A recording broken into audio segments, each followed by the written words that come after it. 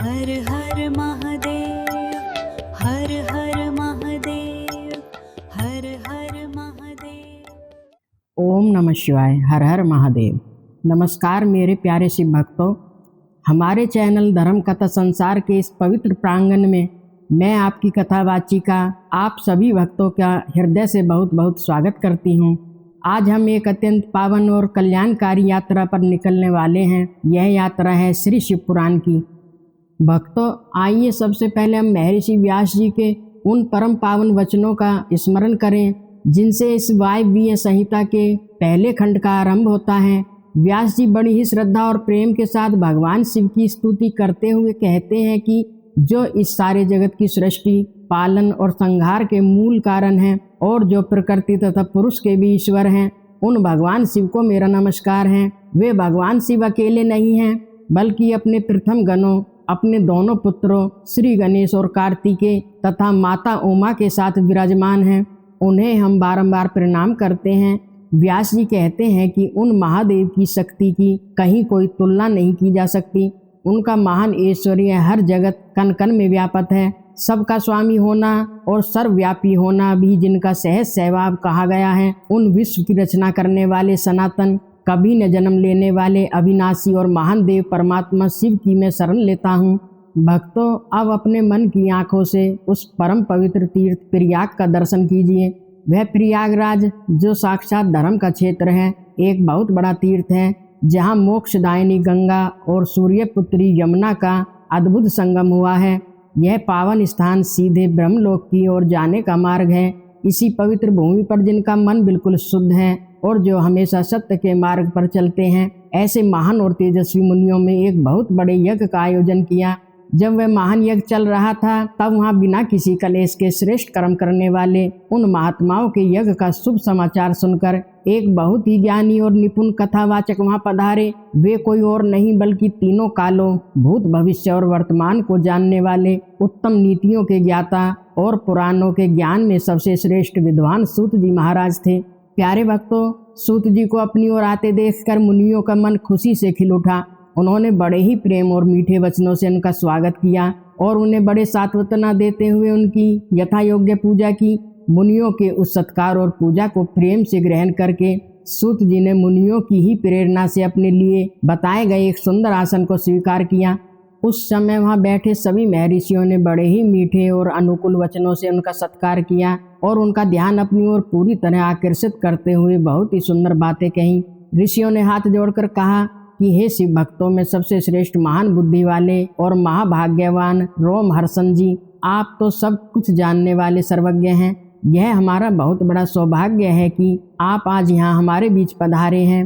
तीनों लोकों में ऐसी कोई भी बात नहीं है जो आपसे छुपी हो या जिसका आपको ज्ञान न हो। यह हमारे अच्छे कर्मों का ही फल है कि आप हमें दर्शन देने के लिए स्वयं यहाँ चले आए हैं। इसलिए हे मुनिवर, अब हमारा कोई बड़ा कल्याण किए बिना आपको यहाँ से व्यर्थ नहीं जाना चाहिए। कृपा करके आप हमें जल्द ही वह पवित्र पुराण सुनाइए जिसे सुनना सबसे उत्तम हो, जो सुंदर कथाओं और ज्ञान से भरा हो और जिसमें वेदांत का सारा निचोड़ या सार मौजूद हो। वेदों को जानने वाले मुनियों की ऐसी प्रेम भरी प्रार्थना सुनकर सूत जी बहुत ही प्रसन्न हुए।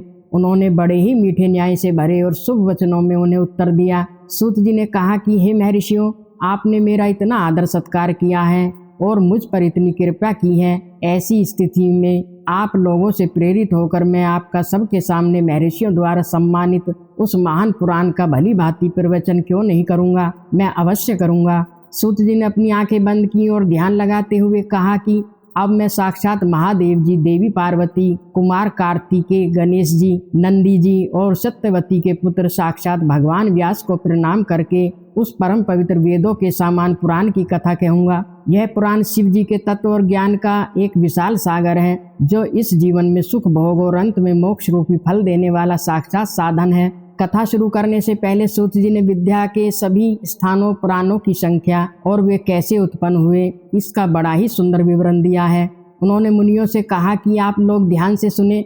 6 वेदांग, 4 वेद, मीमांस, विस्तृत, न्याय शास्त्र, पुराण और धर्मशास्त्र, ये सब मिलकर 14 विद्याएं होती हैं। अगर इनमें आयुर्वेद, धनुर्वेद, गंधर्वेद और उत्तम अर्थशास्त्र को भी गिन लिया जाए तो ये विद्याएं कुल 18 हो जाती हैं। इन 18 विद्याओं के मार्ग एक दूसरे से बिल्कुल अलग हैं, लेकिन वेद कहते हैं कि इन सब को बनाने वाले, 3 कालों को जानने वाले साक्षात भगवान शूलपाणि शिव ही हैं। जब सारे जगत के स्वामी उन भगवान शिव के मन में इस संसार की सृष्टि करने की इच्छा जागी, तब उन्होंने सबसे पहले अपने सनातन पुत्र साक्षात ब्रह्मा जी को उत्पन्न किया।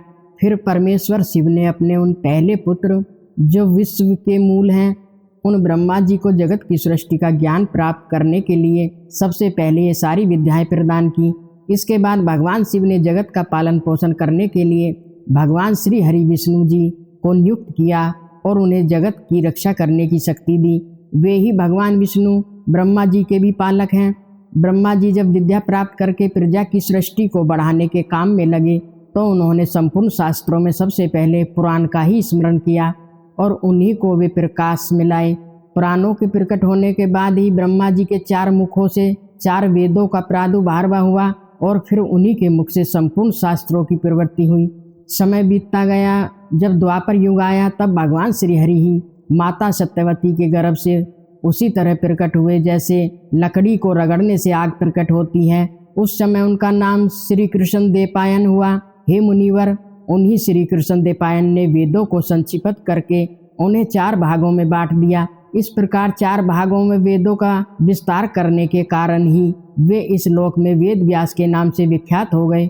भक्तों, वेद व्यास जी ने केवल वेदों को ही नहीं बल्कि पुराणों को भी संक्षिप्त किया और उन्हें 4 लाख श्लोकों में सीमित कर दिया। लेकिन स्वर्ग में आज भी पुराणों का विस्तार 100 करोड़ श्लोकों में है। सूत जी कहते हैं कि पुराणों का ज्ञान कितना जरूरी है। जो द्विज 6 अंगों और उपनिषदों के साथ 4 वेदों को तो जानता है, किंतु अगर वह पुराण को नहीं जानता तो वह श्रेष्ठ विद्वान नहीं हो सकता। वेद की सही व्याख्या इतिहास और पुराणों से ही करनी चाहिए। जिसका ज्ञान बहुत कम है और जो पौराणिक ज्ञान से शून्य है, ऐसे पुरुष से वेद भी यह सोचकर डरता है कि कहीं यह अज्ञानी मुझ पर प्रहार न कर बैठे।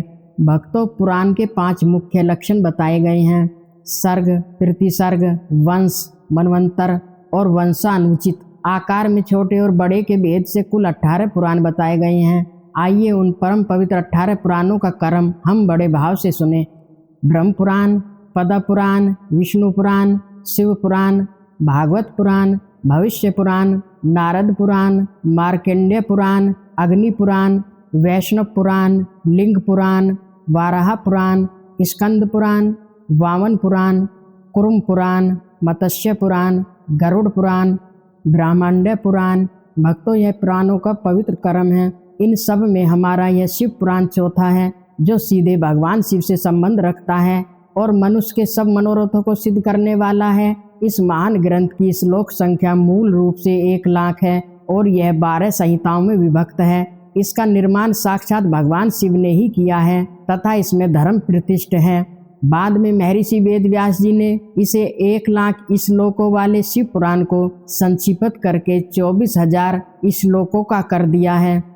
पहली विंध्येश्वर संहिता है जिसमें 2000 श्लोक हैं। दूसरी रुद्र संहिता है जिसमें 10,500 श्लोक हैं। तीसरी शतरुद्र संहिता है जिसमें 2180 श्लोक हैं। चौथी कोटि रुद्र संहिता है जिसमें 2240 श्लोक हैं। पांचवी उमा संहिता है जिसमें 1840 श्लोक हैं। छठी कैलाश संहिता है जिसमें 1240 श्लोक हैं और सातवीं वायव्य संहिता है जिसमें 4000 श्लोक हैं। इस प्रकार इसमें 7 ही संहिताएं हैं। सूत जी आगे कहते हैं कि हे मुनियों, इस परम पवित्र शिव पुराण को आप लोगों ने सुन लिया। अब केवल 4000 श्लोकों की वायव्य संहिता रह गई है जो 2 भागों से युक्त है। उसका वर्णन मैं करूँगा, परंतु मेरे प्यारे भक्तों, इस पवित्र शास्त्र की कथा सुनने के कुछ कड़े नियम भी हैं। सूत जी बताते हैं कि जो वेदों का विद्वान न हो उसे इस उत्तम शास्त्र का वर्णन नहीं करना चाहिए। जो पुराणों को न जानता हो और जिसकी पुराण पर श्रद्धा न हो उसे भी इसकी कथा बिल्कुल नहीं करनी चाहिए। यह उपदेश केवल उसी शिष्य को देना चाहिए जो भगवान शिव का सच्चा भक्त हो, शिवोक्त धर्म का पालन करता हो, दोष दृष्टि से रहित हो और जिसे जांचा बूझा गया हो कि वह धर्मात्मा है। भक्तों, अंत में सूत जी अत्यंत भावुक होकर कहते हैं कि जिनकी कृपा से मुझको इस पुराण संहिता का ज्ञान प्राप्त हुआ है, मैं उन अमित तेजस्वी भगवान व्यास को नमस्कार करता हूँ। मेरे प्यारे शिव भक्तों, आज की यह पावन शिव पुराण कथा यही विश्राम लेती है। आशा है भगवान भोलेनाथ की इस महिमा को सुनकर आपके हृदय को परम शांति मिली होगी। अगर इस कथा ने आपके मन को छुआ है तो वीडियो को लाइक करें और हमारे परिवार धर्म कथा संसार से अवश्य जुड़ें। कमेंट में सच्चे मन से हर हर महादेव लिखना न भूलें। भगवान शिव आप सभी के परिवारों पर अपनी कृपा दृष्टि बनाए रखें। तब तक के लिए ओम नमः शिवाय, हर हर महादेव।